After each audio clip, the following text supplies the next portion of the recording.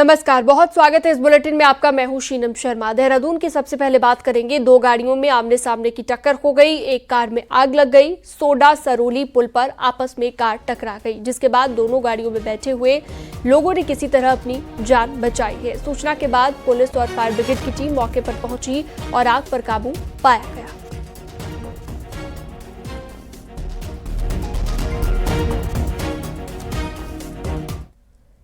CM Pushkar Singh Dhami को दिल्ली में चुनाव प्रचार अभियान लगातार उनका जारी है और दिल्ली के बवाना में बीजेपी प्रत्याशी रविंद्र कुमार के लिए सीएम धामी ने एक विशाल जनसभा को संबोधित किया है और कहा है कि पिछली बार कुछ लोगों ने फर्जीवाल के बहकावे में आपके पक्ष में मतदान किया, जिसकी वजह से बवाना में कोई विकास नहीं किया गया, इसलिए अपनी उस भूल को अब दोहराना नहीं है। और पिछले चुनाव में आप लोगों ने, और मैं कहूं कि इस क्षेत्र के लोगों ने 85,000 मत देने के बाद भी फर्जीवाल के बहकावे में आकर कुछ लोगों ने और मत दे दिया होता तो ही पिछली बार भी विधानसभा के सदस्य बन गए होते। पिछली बार लोगों ने बहकावे में आकर फर्जीवाल की सरकार, आपदा की सरकार को चुना था, लेकिन उन्होंने बवाना क्षेत्र के विकास के लिए, इस क्षेत्र के लिए, यहां के लोगों के लिए कोई काम नहीं किया। और इसीलिए मैं आप सबके बीच में आया हूं कि इस चुनाव में आपको अपनी उस भूल को, इस क्षेत्र के लोगों को सुधारने का मौका है। इसलिए मैं आप सबसे आह्वान करने के लिए आया हूं कि 5 फरवरी अब बहुत दूर नहीं। रुड़की में खानपुर के पूर्व विधायक प्रणव सिंह चैंपियन के समर्थन में होने वाली महापंचायत स्थगित हो गई है। 5 फरवरी को ये महापंचायत होनी थी। अब गुर्जर समाज के नेताओं ने महापंचायत को फिलहाल स्थगित कर दिया है।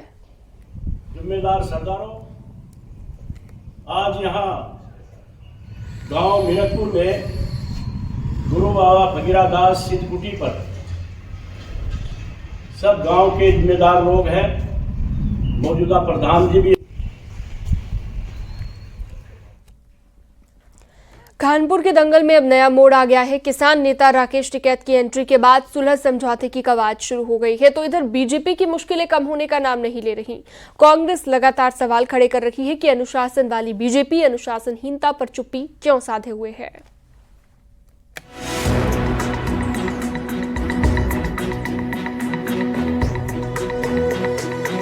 खानपुर विधायक उमेश कुमार और पूर्व विधायक कुंवर प्रणव चैंपियन के बीच हुए विवाद के मामले में जेल में बंद चैंपियन की बेल एप्लीकेशन पर 5 फरवरी को सुनवाई है।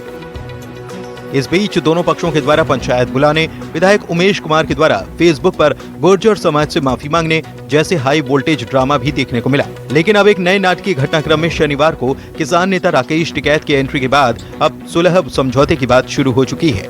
दोनों ही पक्ष इस पर राजी हो चुके हैं। उमेश कुमार का कहना है कि कुछ लोगों ने इसे बिरादरी विशेष की राजनीति बना दिया है, लिहाजा अब तय हुआ है कि कुंवर प्रणव चैंपियन के बाहर आने के बाद दोनों समाज के लोग बैठकर रास्ता निकालेंगे। साथ ही उन्होंने कहा कि उनकी मां को बोले गए अपशब्द के लिए कुंवर प्रणव चैंपियन को भी माफी मांगनी होगी। टिकैत साहब की तरफ से चौधरी साहब ने इसमें पहल करी, उन्होंने उस परिवार से बात करी। उस परिवार से बात करने के बाद, प्रणव सिंह जी के परिवार से, उनकी पत्नी से बात करने के बाद फिर हमारे पास आए। उन्होंने कहा कि भाई वो लोग सहमत हैं कि भाई अब ये सब रोकना चाहिए। तो हमने भी इस बात पे सहमति जताई कि भाई ठीक है, जब सर्व समाज किसी बात को लेके आगे बढ़ा है, क्योंकि सभी को समाज में रहना है, समाज की बात करनी है। लेकिन हमारी मां का जो अपमान हुआ है उस पर क्या कहना है वो भी सर्व समाज तय करे, उस पर भी माफी मांगी जाए। इधर पार्टी के नेता और पूर्व विधायक कुंवर प्रणव चैंपियन को लेकर बीजेपी पर कांग्रेस लगातार सवाल उठा रही है। कांग्रेस का कहना है कि देवभूमि में गैंग वॉर की शुरुआत करने वाले चैंपियन पहले भी कई बार देवभूमि को शर्मसार कर चुके हैं, लेकिन ताज्जुब की बात यह है कि बीजेपी विधायक की अनुशासनहीनता पर चुप्पी साधे हुए है।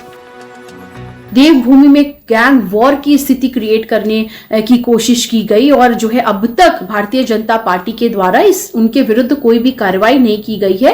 ये दर्शा रहा है कि भारतीय जनता पार्टी सिर्फ अनुशासन की बात करती है और वास्तव में इनके ही नेता हर समय अनुशासनहीनता करते रहते हैं। ऐसा नहीं है, कानूनी रूप से उनके खिलाफ कार्रवाई हुई है और पुलिस के द्वारा पूर्व विधायक कुंवर प्रणव चैंपियन को गिरफ्तार करके जेल भेजा गया है और कोर्ट के समक्ष में उनको प्रस्तुत किया गया है।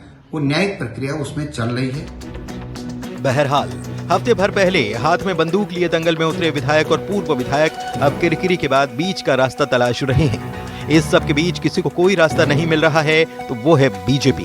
वो न चैंपियन से अपना पल्ला झाड़ पा रही है और न ही विपक्ष के आरोपों का ठीक से जवाब दे पा रही है। न्यूज़ 18 के लिए देहरादून से सुनील नवप्रभात की रिपोर्ट।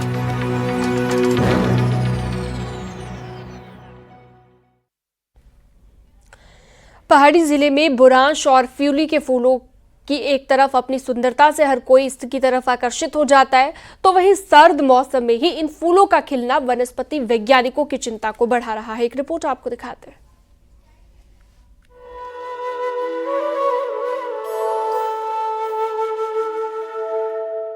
पौड़ी में बुरांस और फ्यूली के फूल समय से पहले ही खिल चुके हैं। इन फूलों को समय से पहले खिलता देख वहां के लोगों के चेहरे भी खिल उठे हैं। तो वहीं समय से पहले बुरांस और फ्यूली के फूलों का खिलना अब वनस्पति वैज्ञानिकों और पर्यावरणविदों की चिंता भी बढ़ा रहा है। वनस्पति वैज्ञानिक इसे मौसम परिवर्तन का एक कारण मान रहे हैं और अपनी चिंता मौसम परिवर्तन पर जाहिर कर रहे हैं। दरअसल मौसम परिवर्तन और ग्लोबल वार्मिंग के कारण गर्मी के मौसम में खिलने वाले ये फूल 1.5 महीने पहले फरवरी महीने में ही जंगल में खिल उठे हैं। बीते कुछ सालों से बुरांस के फूल ही जहां मौसम से पहले खिल रहे थे, लेकिन अब फ्यूली के फूल पर भी मौसम परिवर्तन का ये असर देखा जा रहा है, जो वनस्पति वैज्ञानिकों की चिंता बढ़ा रहा है। बुरांस है वो आपको 1.5 से 2 महीने पहले खिलने लगी। हाँ, क्लाइमेट चेंज का इम्पैक्ट है, बहुत सारे प्लांट्स में पड़ता है। फॉरेस्ट इकोसिस्टम है, एग्रीकल्चर सिस्टम है, इसमें बहुत क्योंकि ये इसका हर किसी प्लांट का एक लाइफ साइकिल होती है और उसको minimum requirement of water, moisture ये सब चाहिए होता है। अगर मिनिमम रिक्वायरमेंट ऑफ वाटर या आपका जो मॉइस्चर कंटेंट है वो रहता नहीं है सॉइल में, तो कहीं ना कहीं इम्पैक्ट होता है, उसकी ग्रोथ बहुत अच्छे से नहीं हो पाती है। बुरांस का फूल जितना सुंदर और आकर्षक दिखता है, उतने ही इस फूल के फायदे भी हैं। बुरांस के फूल का रस कैंसर जैसे रोग से भी बचाता है। वहीं एनीमिया और दिल के रोग समेत लीवर की समस्या में भी इस फूल के रस का सेवन बेहद फायदेमंद होता है। ये जो है फ्यूली और बुरांस का फूल जो है मार्च और अप्रैल में खिला करते थे, लेकिन वर्तमान समय में ये जो है जनवरी और फरवरी में खिल रहे हैं। निश्चित तौर पर जो है जलवायु परिवर्तन हो रही है और धरती का तापमान बढ़ रहा है और ये पहाड़ों की शोभा तो बढ़ा रहे हैं और पर्यटक भी इनको देखने के लिए आ रहे हैं। लेकिन दूसरी तरफ जो है कहीं जलवायु परिवर्तन के कारण जो है हमारा पारिस्थितिक तंत्र और जैव विविधता भी गड़बड़ा रही है। पहाड़ों में हो रहे मौसम परिवर्तन की वजह से ठंडे पहाड़ गर्म होने लगे हैं और इसके परिणाम आने वाले समय में काफी घातक सिद्ध हो सकते हैं, जिसको लेकर पर्यावरणविद भी काफी चिंतित है। न्यूज़ 18 के लिए पौड़ी से आलोक रावत की रिपोर्ट। बसंत पंचमी पर बद्रीनाथ धाम के कपाट खुलने का शुभ मुहूर्त निकाला गया। 4 मई को सुबह 6 बजे खुलेंगे बद्री विशाल के कपाट। श्रद्धालुओं के लिए भगवान बद्री विशाल के दर्शन के लिए इन्हें खोला जाएगा। परंपरा के हिसाब से आज नरेंद्र नगर राजमहल में राजपुरोहितों ने पूरे विधि विधान के साथ महाराजा मंजूजेंद्र शाह की जन्मपत्री देखकर बद्रीनाथ धाम के कपाट खुलने का शुभ मुहूर्त निकाला है। 4 मई को अब बद्रीनाथ धाम के कपाट खोले जाएंगे।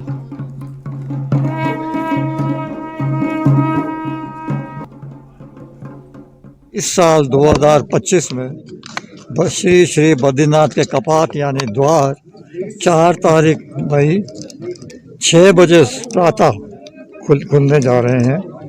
तो मैं सारे समस्त देशवासियों को या श्रद्धालुओं को मैं प्रार्थना करता हूँ कि उनकी जो यात्रा होगी वो सुखद और शांतिपूर्व होगी। देहरादून की झाझरा रेंज के जंगलों में वन विभाग की ओर से आनंद वन तैयार किया गया है, जो कि पर्यटकों को काफी लुभा रहा है। प्रकृति के नजारों के साथ साथ साहसिक खेलों को भी इंतजाम किया गया है। देखिए,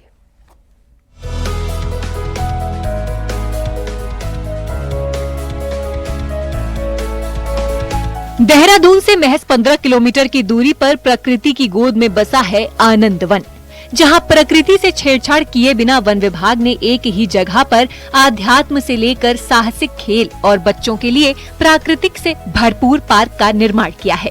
बांस, साल और दूसरी प्रजातियों के पेड़ इस घने जंगल में पर्यटकों के लिए तैयार किए गए हैं। करीब 5 हेक्टेयर में पार्क, झूले, बुग्याल, झरना, साहसिक खेल और ऊंचे वृक्षों पर ही ट्री हट बनाए गए हैं। यहाँ पे बहुत अच्छा लगा, नेचुरल ब्यूटी है, काफ़ी गेम्स वगैरह हैं, बच्चे आए तो एंजॉय कर सकते हैं फैमिली के साथ, बहुत अच्छा लगेगा सबको। और हम यहाँ पे 2 घंटे आई थिंक हो गए हैं, तो अभी भी हमारा मन नहीं है जाने का, बहुत अच्छा लग रहा है, अभी भी हम घूमना चाहते हैं। आनंद वन में हर उम्र के लोगों के लिए कुछ न कुछ खास है। बुजुर्ग एकांत में प्रकृति के बीच शांत माहौल का लुत्फ उठा सकते हैं और बच्चों के साथ युवा यहाँ पर खूब एंजॉय कर सकते हैं, इसलिए यहाँ आना लोग खूब पसंद कर रहे हैं। ऐसी जगह डेवलप होनी चाहिए ताकि मतलब वो लोग सीखे कि मतलब नेचर क्या है।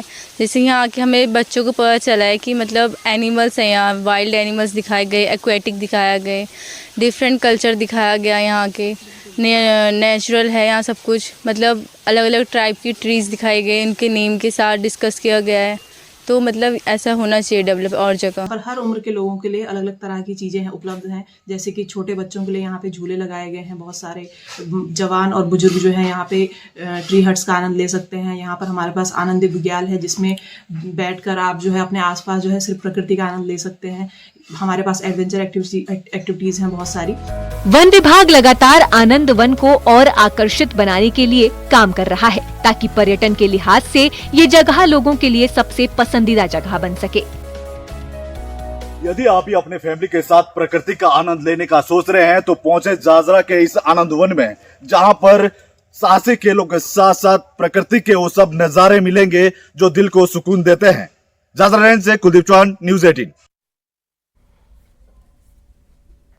आज बसंत पंचमी का दिन है और इन सब के बीच एक तरफ जहां ऋतु परिवर्तन हो चुका है तो दूसरी तरफ पहाड़ में पिछले 1.5 महीने से जारी होलियों के सुर भी अब बदल चुके हैं। देखिए,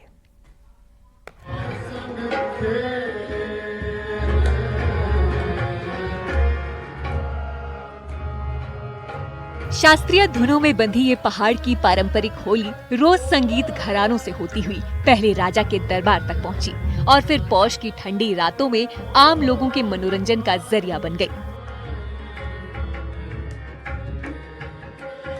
खास बात यह है कि पौष के पहले रविवार से निर्वाण की विष्णुपदी धार्मिक होलियों के गायन से जो सिलसिला शुरू हुआ था, वो वसंत पंचमी के आगमन के साथ ही उल्लास के गीतों में तब्दील हो चुकी है। इसको जो गाने का इसका तरीका है वह सबसे, जैसे हमारे शास्त्रीय रागों में राग का जो चलन है उसी चक्र के हिसाब से हम ये लोग यहाँ गाते हैं।